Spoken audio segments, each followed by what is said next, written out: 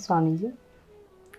स्वामी जी, हमारे दर्शक जानना चाहते हैं कि ओशो कौन है? जी प्रणाम। सर्वप्रथम तो मैं परम सिद्ध सद्गुरु ओशो के श्री चरणों में नमन करता हूँ, वंदन करता हूँ।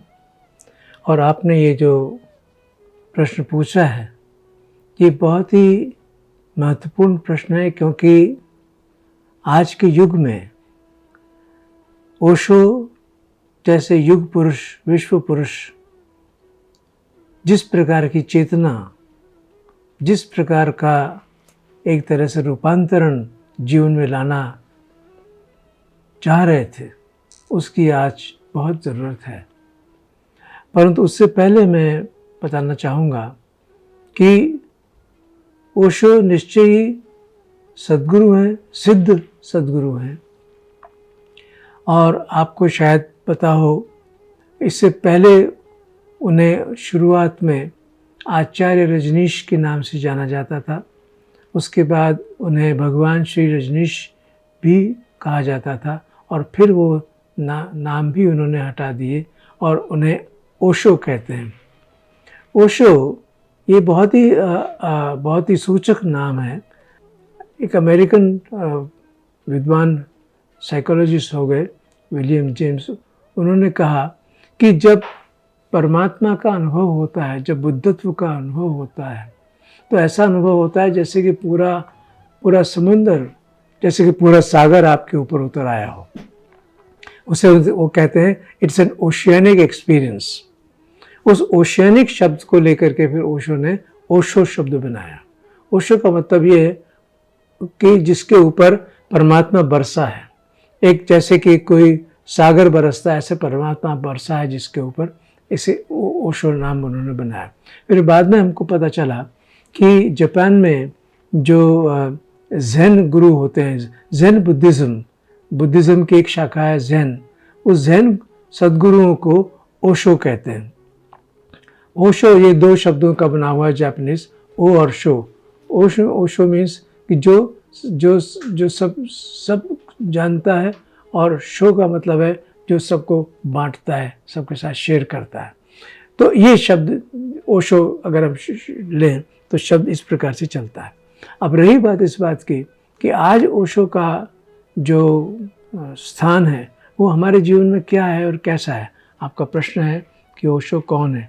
ओशो कौन है, इसकी चर्चा बहुत विस्तार से करनी होगी, और उसके लिए मैं थोड़ा समय चाहिए। तो अगले जो हमारे वीडियोस होंगे, अगला हमारे जो सीक्वेंसेस होंगे, उसमें हम इसकी चर्चा करेंगे।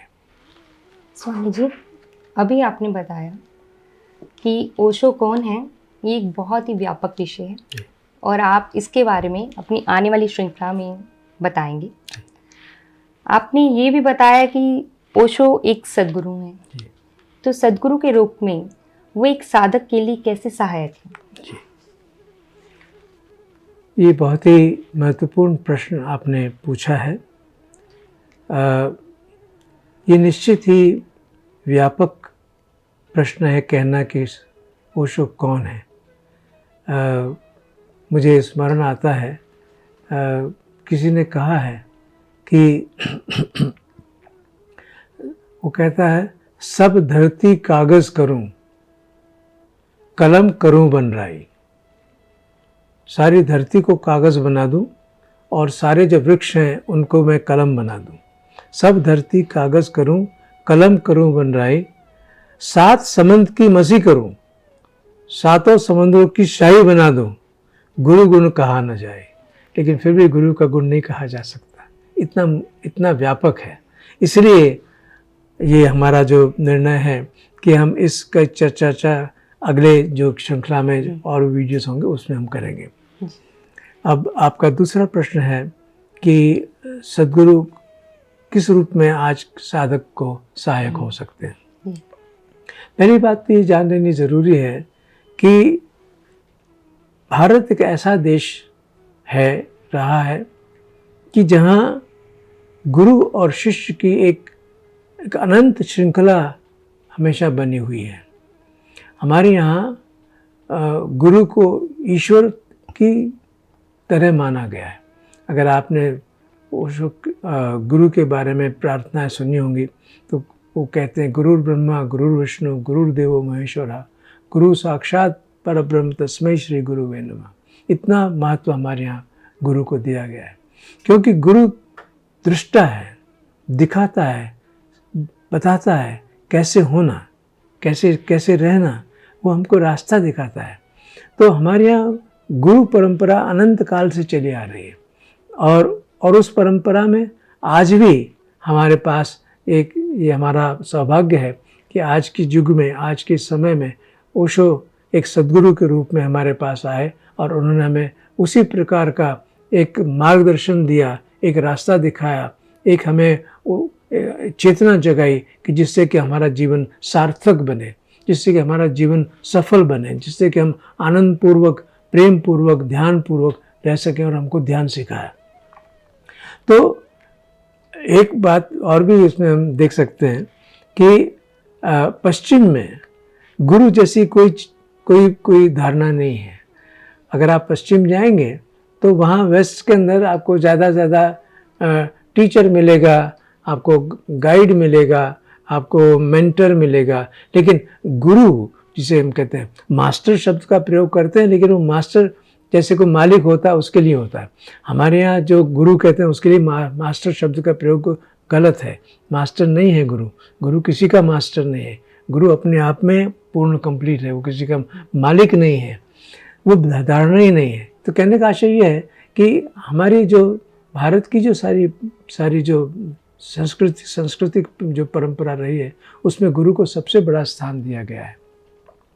और हमारे यहाँ एक से एक मतलब अगर आप चले जाएं इतिहास में तो एक से एक गहरी अनुभूति किए हुए सद्गुरुओं ने हमको संदेश दिया है कि जीवन कैसे जीना। ओशो ने भी हमको जीवन कैसे जीना उसकी कला सिखाई, कैसे होना। हमारे यहाँ नॉर्मली क्या होता है कि जो हमारे सामान्य जो परंपरा चलती है उसमें कैसे क्या करना और क्या न करना ये तो बताया जाता है कि भाई आपको देर से नहीं उठना, कि आपको सुबह 4 बजे उठना, कि आपको चाय नहीं पीना, कि आपको ये नहीं खाना है, वो नहीं खाना, लेकिन इससे ज़्यादा नहीं कुछ बताते।